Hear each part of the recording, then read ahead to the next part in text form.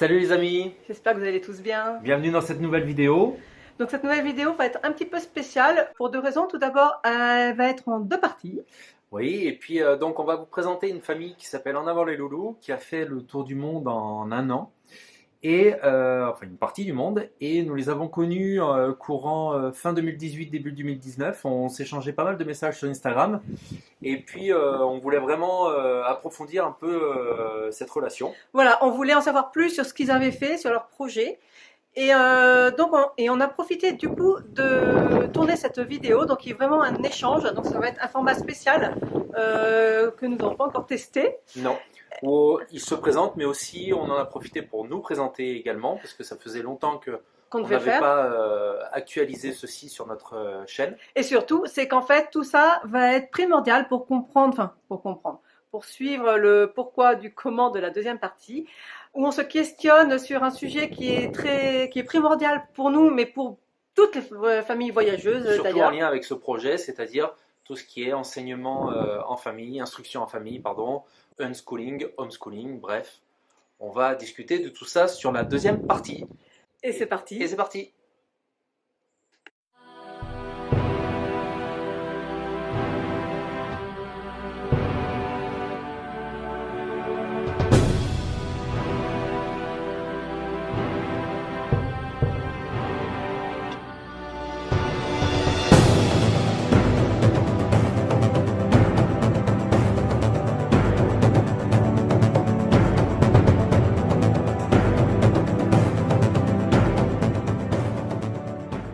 Bon. Bonjour. Bonjour, alors nous c'est la famille Botoul. Moi c'est Marina. Et moi c'est Julien. On a 20 ans depuis 18-19 ans.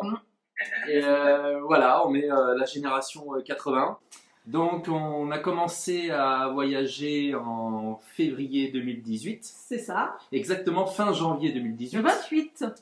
Le 20, bah, t'as mieux retenu que C'est moi. une date, oui, c'est une date qui marque. En fait, c'est notre premier grand départ de France, où on est parti pour à la base s'installer au Costa Rica. Julien avait trouvé un emploi là-bas, et donc on était parti pour rester. Et puis il s'est avéré que on est parti au bout de 8 mois du Costa À peu Rica. près au bout de 8 mois, parce que là, c'est très compliqué là-bas au niveau de l'immigration. Et en fait, l'immigration en tant que telle est gratuite, mais il y a beaucoup de frais sous-jacents. C'est-à-dire qu'une fois que vous avez fait la demande d'immigration, il faut renouveler le permis de conduire quand même tous les 3 mois. Donc du coup, on est obligé de sortir tous les 3 mois, passer au moins 72 heures hors du pays et revenir. Donc déjà, sortir, payer un hébergement à l'extérieur, entre les taxes, l'hôtel, même si c'est pas très onéreux, mais on est quand même 5.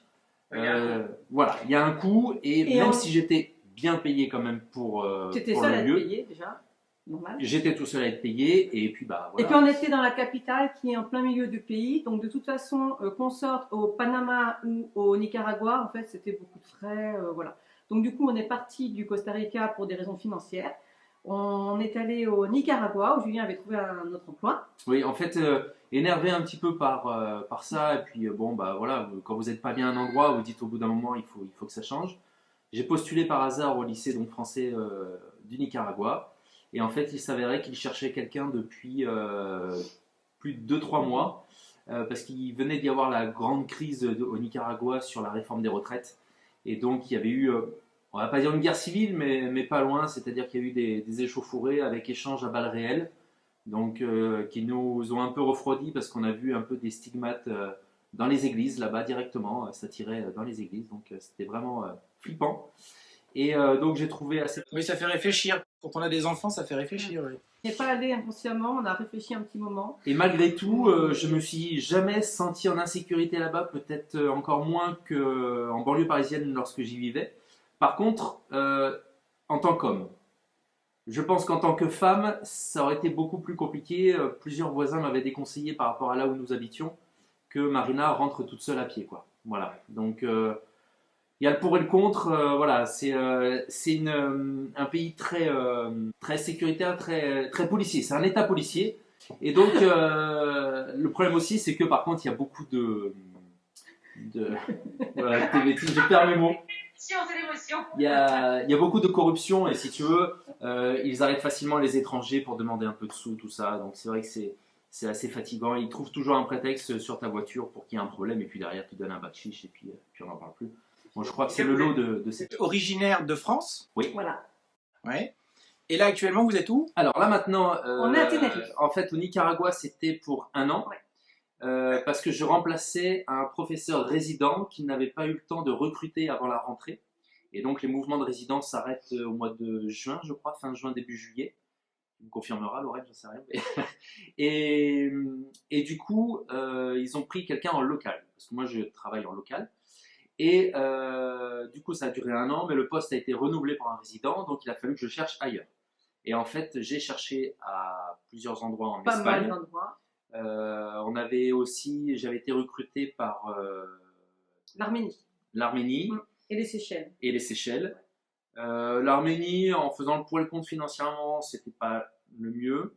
Les Seychelles, n'en parlons pas, parce qu'il fallait encore revivre cloisonné comme on vivait au Costa Rica, et moi ça me plaisait pas, enfin, c'était pas le but, quoi. Et même si ça fait rêver, quoi, toutes ces cartes postales des Seychelles, mais voilà. Et donc, on a atterri à Tenerife le 31 août, En septembre dernier. ou en septembre, enfin bon, début, juste avant la rentrée, quoi. Voilà. Donc septembre 2019, vous êtes à Tenerife. Et là, vous y êtes toujours. Là, nous y sommes Pour toujours. l'instant, ouais. Exactement. Confinés, Mais toujours. mais toujours ici. Confiné avec des enfants.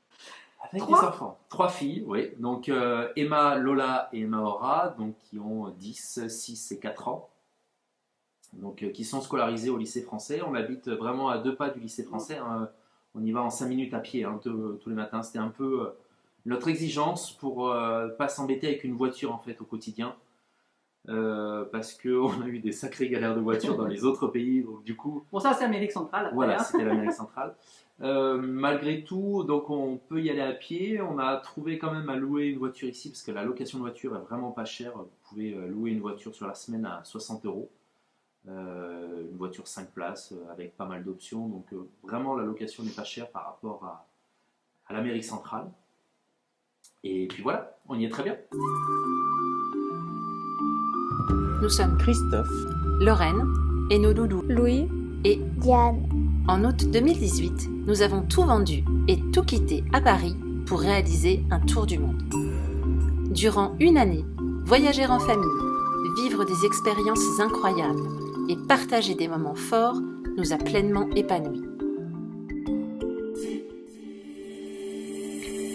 Nous avons donc décidé de poursuivre l'aventure au Canada. Bienvenue sur En avant les loups. Alors, on vous laisse vous présenter. Alors de notre côté, nous on est la famille En avant les loulous. C'est un nom qu'on a décidé de prendre en juillet 2018, puisqu'on est parti faire un tour du monde. Donc notre projet était de faire un tour du monde. On est des Parisiens, enfin banlieue parisienne. Donc moi je m'appelle Christophe, j'ai 46 ans bientôt. Très bientôt. Moi, c'est Lorraine. Voilà. Et ton âge? Et elle n'a pas d'âge.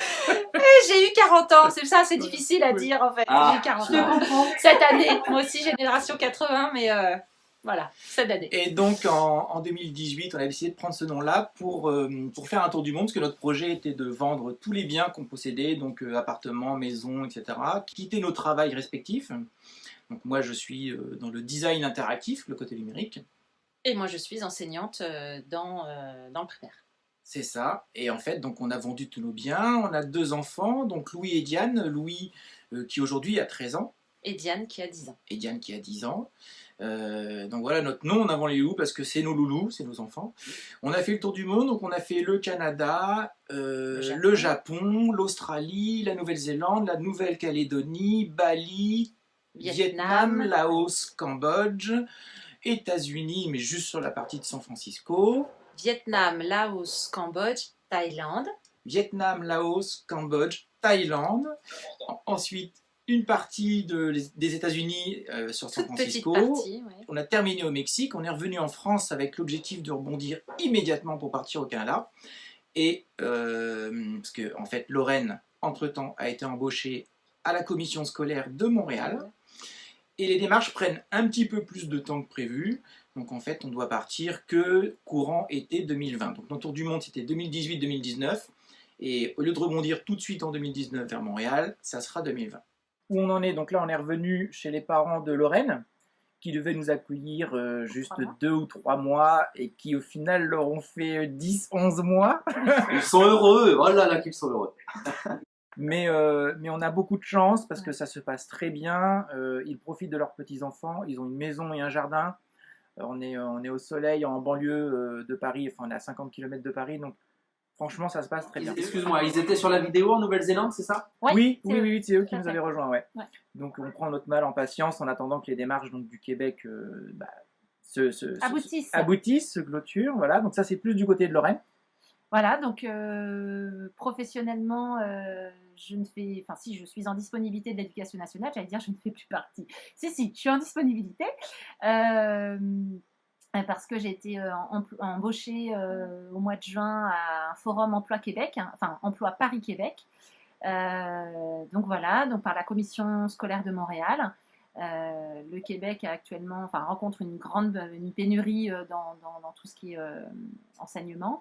Et donc fait appel à des enseignants étrangers, parlant français. Voilà, plutôt francophones. Et donc voilà, donc on avait prévu une arrivée parce qu'on nous l'avait dit en octobre, puis finalement en janvier, puis finalement là, en juillet, c'était presque sûr à 99%. Mais c'était trop facile. Là, donc normalement, c'est vrai que ça nous a fait un peu peur. Moi je me suis dit on va tout remettre à plat, ça va pas être possible, on va trouver un plan B. Et au final, contre toute attente, c'est géré par un cabinet d'avocats parce que depuis le début, parce que les procédures sont longues et complexes. Et c'est l'avocat. Il y a un service d'immigration. En fait. Ouais, et donc le service d'immigration est en contact avec les avocats qui gèrent les dossiers des futurs migrants. Voilà. Et en fait, cet avocat avec lequel je suis en contact, ça fait 2-3 fois qu'il m'écrit depuis le confinement qui a commencé en France en me disant qu'il n'y a pas de souci, qu'il est toujours confiant, qu'on arrivera cet été, qu'on a attendu à la rentrée du mois d'août. Voilà, il y aura peut-être un sas de confinement aussi, de 14 jours, mais donc, normalement... On habitué. Oui, voilà, c'est ça. Et alors après, parce qu'on est quand même sur des thèmes voyages, et vos futurs voyages. Est-ce que vous avez d'autres voyages prévus? Une nouvelle envie? Est-ce que vous aurez une future envie plus tard de repartir en tour du monde ou peut-être juste Amérique? Avez-vous des envies particulières pour la suite ou pour l'instant c'est flou? Vous attendez le Canada, de voir comment ça se passe? Alors, on veut déjà ne pas brûler les étapes. Effectivement, on veut voir comment ça se passe au Canada. Mais on n'a qu'une envie, c'est revisiter le monde, reparcourir, revoyager. Si possible avec nos enfants, mais on ne sait pas quel âge ils auront, est-ce qu'ils nous suivront, etc. Mais effectivement, on n'a qu'une envie, c'est revoyager. Quand on commence, on y prend goût, quoi. Exactement. Ouais. Non, mais c'est vrai, c'est une liberté, c'est un pouvoir que tu as de décider où je vais, ce que je fais. Je suis pas tenue par des horaires, je ne suis pas tenue par une priorité à effectuer de la société. Non, je décide. Et puis c'est très enrichissant parce que même nous, en tant qu'adultes, on continue d'apprendre, donc on est encore en phase d'apprentissage et le voyage pour ça, c'est juste super d'aller à la confrontation de l'autre, d'autres cultures, de prendre cette évasion de voyage plein la tête, plein les yeux. Enfin, ça fait partie de l'apprentissage de la vie. Ouais. Donc dans l'idée, parce que Christophe reste très évasif, mais moi j'aimerais, c'est un contrat de 3 ans. Si on arrive à renflouer les caisses, parce que ne soyons pas, voilà, même si on n'a pas besoin de beaucoup, on a quand même besoin d'un petit peu d'argent pour voyager. Et dans l'idée, comme on n'a pas du tout fait l'Amérique du Sud, enfin même l'Amérique centrale, on a juste fait le Mexique, pourquoi pas prendre d'ici 3-4 ans un camping-car et puis prendre les enfants s'ils le souhaitent. Enfin, de toute façon, Diane n'aura pas le choix. Et du nord au sud. Et de faire du nord au sud des Amériques, quoi. Voilà, dans l'idée, après, il y a la théorie, puis il y a la réalité. Bien sûr. Et puis d'ici là, il y aura peut-être autre chose, et puis vous aurez peut-être un autre projet en vue d'ici là. C'est ça. Mais au départ, on avait vraiment envie d'émigrer. Avant le voyage, on s'était dit, ah oui, on va se poser définitivement quelque part, on aimerait bien. Et puis avec le voyage, on se dit, mais pourquoi se poser définitivement à un endroit? Ça pourrait être tellement chouette de continuer à voyager. Voilà. Ouais. C'est super. Et vous? Et nous? Alors nous, clairement, le projet 2020 était de se trouver un camping-car, parce que nous avons la chance ici d'avoir un climat qui est génial. On est aux Canaries, on est à 60 km du Maroc, donc autant dire que le climat, enfin surtout partie sud-ouest du Maroc, donc on a vraiment un très bon climat. Donc on voulait commencer en fin de compte notre vie comme on va pas partir maintenant parce que Julien s'est engagé de toute façon au lycée quand même pour plusieurs années et puis même nous on a besoin, faut qu'on prépare en fin de compte ce projet. On veut pas partir, on n'a pas d'économie et puis on veut pas être soumis à l'économie. Voilà. Ni soumis à des réseaux sociaux qui éventuellement pourraient nous faire vivre. On veut pas de ça. On veut que ce soit du long terme. Nous, on n'a pas de date de fin. On veut partir sans date de fin. Voilà. On veut pas se dire un jour, ben voilà, faut qu'on revienne, voilà. Pour l'instant, voilà, peut-être que dans 5 ou 10 ans, on voudra se poser, sûrement. Là, actuellement, c'est absolument pas le cas. Nous, ce qu'on veut, c'est partir sans date de fin. On sait pas où. On veut faire comme un tour du monde. On veut faire un tour du monde. Donc du coup 2020 c'était acheter le camping-car, on a failli le faire au mois de février. Ce qu'il faut savoir c'est qu'en fait là où on pourra l'acheter avec nos finances ce sera en France. Ça s'est pas fait au mois de février, voilà, ce sont les aléas de la vie. Je pense que c'est un signe pour dire que c'était pas le moment et en fait on est bien content parce qu'en camping-car ici ça aurait été compliqué avec le confinement. Donc du coup je pense que quelque part ça a été un signe de l'univers pour nous dire non, il valait mieux pas avoir le camping-car avant. Par contre, c'est vrai que du coup, pour cette année, moi j'avais dit sûr et certain 2020. Au vu des choses, je ne sais pas quand est-ce que les frontières vont réouvrir. On n'est pas très optimiste. Il m'a semblé entendre dans un demi-sommeil qu'ils ne comptaient pas réouvrir avant fin octobre. Je ne sais pas si c'est moi en dormant qu'il est rêvé ou quoi. Toujours est-il, ça me semble plausible de toute façon que les frontières entre les pays restent fermées encore un petit moment. Donc du coup, est-ce que ça sera en 2020 ou pas? C'est la question. On verra bien, si c'est pas 2020, ce sera début 2021. Et puis surtout, donc, ensuite, ce qu'on veut, et c'est pour ça qu'on veut vivre ici, comme ça, parce qu'on pourrait très bien garder la maison et vivre dans cette maison. Mais déjà d'une, on a besoin de se dire, bon allez, ce week-end, on part dans le sud de l'île et puis on reste en camping-car, tu pars avec ta maison, tu es tranquille, tu prends pas un hôtel. Déjà, c'est un si on attend que ça, c'est de vivre en camping-car. Oui, et puis surtout d'être, je dirais, sur place, entre guillemets, parce qu'on ne sera pas réellement nomade. Mais du coup, on va voir ce qui va pas dans le camping-car. Peut-être se l'améliorer, dire tiens, il faudrait qu'on se prenne ça, plutôt que d'arriver à un endroit, se dire bah voilà, si on avait su, on aurait fait ça, et puis du coup, tu n'as pas la possibilité de le faire sur place. Voilà. Alors je sais qu'on s'adapte, évidemment. Disons qu'on a la chance de pouvoir faire ça. Voilà, on a la possibilité de le faire, autant voilà. Autant le faire. Et je pense que de suivre pas mal de youtubeurs qui font ça, bah, du coup, nous-mêmes, on apprend de leurs erreurs parce qu'ils nous disent bah voilà, nous on a fait ça, ça va pas du tout, on aurait préféré ça. Ah oui, tiens, c'est pas bête. On retient ça et puis on se le note. C'est vraiment de l'apprentissage au fur et à mesure.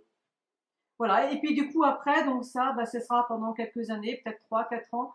Et puis ensuite, partir. Alors on ne sait pas par où on commencera. On commence à se poser la question, est-ce qu'on fait d'abord les Amériques? Au début c'était les Amériques. Et puis hier on a discuté tous les deux, on s'est dit finalement l'Australie, l'Océanie, tout ça en premier, ça peut être intéressant. On veut tout faire, donc on ne sait pas, on a le temps. Mais on sera sur les routes sans date de retour, c'est surtout ça. On dépend aussi des enfants. Notre grande a quand même 10 ans actuellement. Si dans quelques temps on nous dit voilà papa, maman, je veux aller en France, je veux aller là, il faudra qu'on s'adapte à tout ça. Donc voilà. Mais ça c'est une certitude. On est tous hyper pressés d'aller sur les routes et puis voilà. Donc on n'a pas d'itinéraire, mais deux choses. C'est premièrement prendre le camping-car pour y vivre à l'année, pour déjà voir un petit peu ce que ça donne.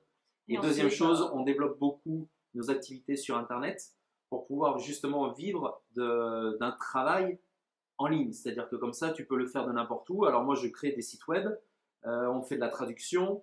J'écris. Moi, je vends des bouquins sur les maths et tout ça. Qu'est-ce qu'il y a d'autre? On fait rédaction d'articles. On a un blog. Moi, je donne des cours particuliers par Skype et tout ça. Enfin, voilà. Photos, vidéos. On mettra vos CV et les boutons pour vous contacter. Vous pourrez nous suivre d'ailleurs de notre site internet partirvivre.com où on a également site-world.com, mais on te passera tout ça.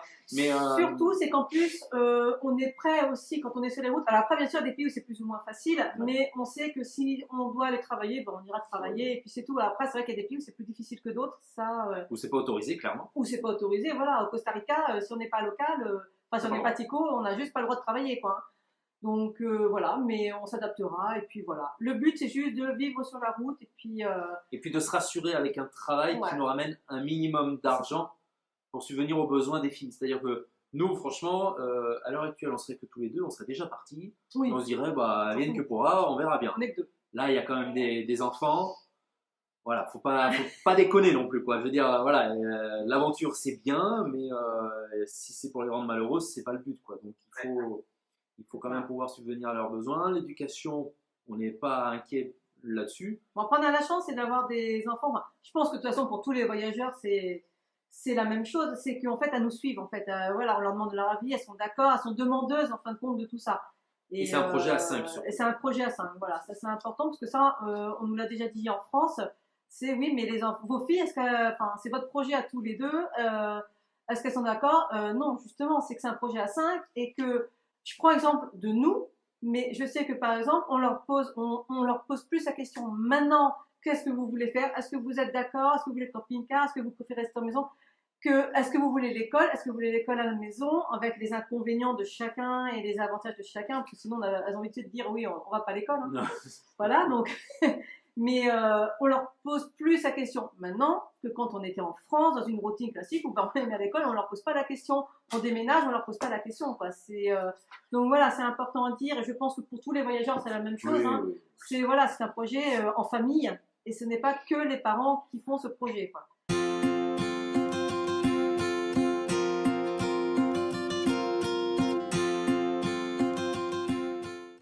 Nous, ce que nous voulons, c'est partir vivre sur les routes, en camping-car, en camion, en bus, ça, peu importe, ça dépend aussi des endroits où on se trouvera.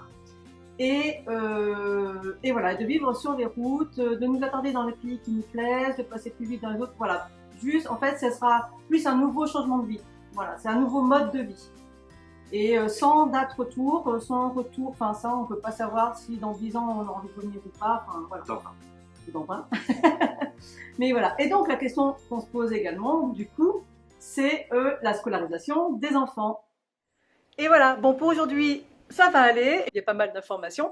Et surtout, ne loupez pas la semaine prochaine. La semaine prochaine, on rentre dans le vif du sujet, qui est donc l'instruction en famille. Ou le unschooling.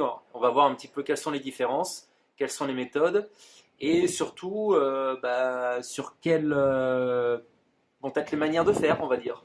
Et surtout, si jamais vous avez des conseils ou si vous voulez nous faire partager votre expérience, il ne faut pas hésiter, vous pouvez faire sous cette vidéo-là ou attendez de voir la prochaine, peu importe. Mais vraiment, n'hésitez pas, nous, on recherche actuellement toutes les informations sur le sujet. Donc surtout, ne nous loupez pas, la semaine prochaine, restez connectés. Et commentez, likez, et on vous dit à bientôt. À bientôt. Choose your life. Ciao. Ne dites pas de bêtises, nous on enregistre. Est-ce que... comment on est ça? Tu viens pour les vacances. Est-ce que tu viens pour les vacances? Parce que sinon, t'entends... c'est un pays très... mince, j'ai perdu le terme que je voulais dire. Très... il y a la police partout. Merci. C'est pour ça que j'ai pris une femme qui a fait elle, ça aide beaucoup. Oui, très bonne idée ça. Tu peux prendre la bouteille d'eau, s'il te plaît?